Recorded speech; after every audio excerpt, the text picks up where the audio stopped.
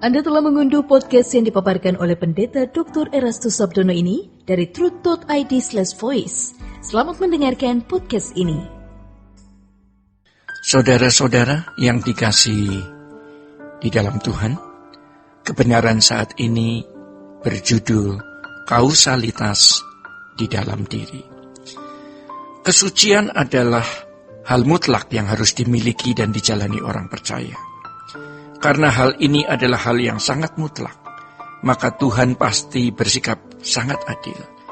Keadilan Tuhan menuntut masing-masing individu untuk bertanggung jawab.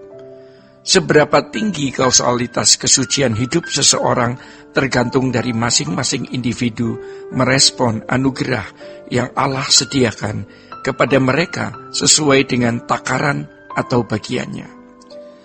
Sesuai takaran atau bagiannya artinya masing-masing orang memiliki bagian yang khusus. Tentu satu dengan yang lain berbeda. Dalam hal ini berlaku firman bahwa yang diberi banyak dituntut banyak, tetapi yang diberi sedikit dituntut sedikit pula. Saudara-saudara, perintah agar orang percaya mengejar kekudusan adalah isyarat yang sangat jelas bahwa peran individu dalam kehendak bebasnya sangat menentukan atau berperan dalam pencapaian terhadap kesucian hidup orang percaya. Kalau kesucian bisa dicapai hanya oleh karunia, maka tidak pernah ada perintah untuk mengejar kekudusan atau tidak akan ada perintah agar kita hidup kudus. Kalau kesucian hanya dapat dicapai dengan karunia, maka perintah yang diberikan Tuhan bukan perintah untuk hidup suci, tetapi untuk mengejar karunia guna mencapai kesucian.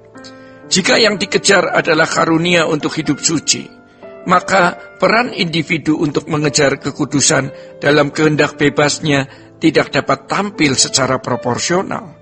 Jika kesucian adalah karunia semata-mata, maka logikanya tidak perlu ada pertanggungjawaban individu kepada Tuhan. Jika seseorang bisa hidup suci karena karunia khusus yang diberikan Tuhan, maka ia tidak patut menerima upah di kerajaan surga. Sedangkan mereka yang tidak diberi karunia oleh Allah untuk hidup suci, tidak perlu bertanggung jawab atas keadaan tersebut di hadapan Allah.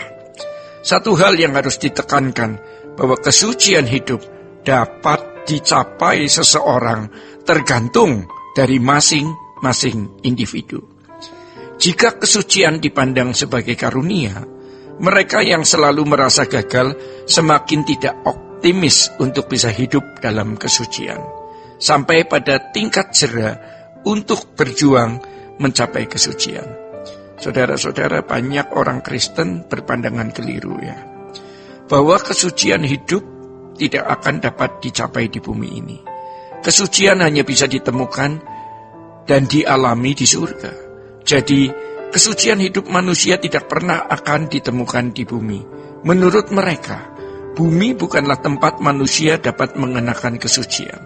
Mengapa orang Kristen sampai beranggapan demikian? Perlu diketahui, pertama, karena mereka tidak memahami pengertian kesucian menurut Alkitab. Pengertian kesucian yang dipahami oleh mereka sebenarnya serapan dari berbagai pandangan agama dan filsafat dunia, bukan berdasarkan kebenaran firman Tuhan. Mereka berpikir suci itu seperti sebuah bidang yang tadinya dikotori oleh noda.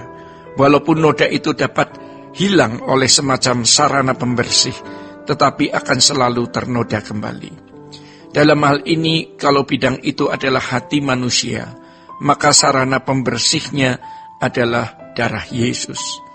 Tetapi hati akan selalu dapat dikotori lagi oleh dosa, sebab manusia masih hidup di dunia yang penuh dengan dosa, dan mereka beranggapan bahwa hanya di surga, di mana tidak ada iblis, maka juga tidak ada dosa. Saudara-saudara, orang percaya harus selalu berjuang untuk berkenan kepada Tuhan. Berkenan kepada Tuhan bukan hanya didasarkan pada melakukan hukum, tetapi tindakan yang selalu sesuai dengan pikiran dan perasaan Allah. Dengan demikian, dosa bukan hanya tindakan yang melanggar moral umum seperti melakukan pembunuhan, perzinahan, perampokan, dan sejenisnya, tetapi tindakan yang tidak sesuai dengan pikiran dan perasaan Allah. Dosa-dosa yang terselubung di dalam hati dapat terjadi setiap saat tanpa rangsangan dari luar. Dalam hal ini, nyatalah bahwa dosa tidak terletak pada kausalitas di luar diri manusia itu semata, tetapi terletak pada kodrat di dalam diri manusia. Untuk setiap sikap hati dan gerak pikiran yang salah, setiap saat seseorang dapat menyelesaikan atau melakukan pemberesan secara pribadi dengan Tuhan.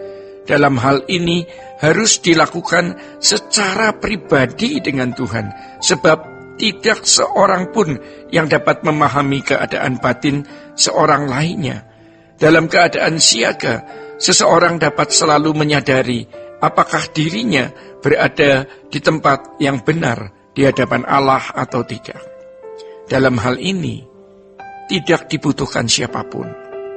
Apakah seorang rohaniawan atau gembala jemaat untuk menolongnya melakukan pemberesan dosanya. Seseorang bisa langsung berdialog dengan Tuhan untuk mengadakan pemberesan. Harus diingat bahwa perantara dan juru syafaat orang percaya di hadapan Allah Bapa hanya Tuhan Yesus. Demikian saudara-saudara kebenaran saat ini. Sola Gracia.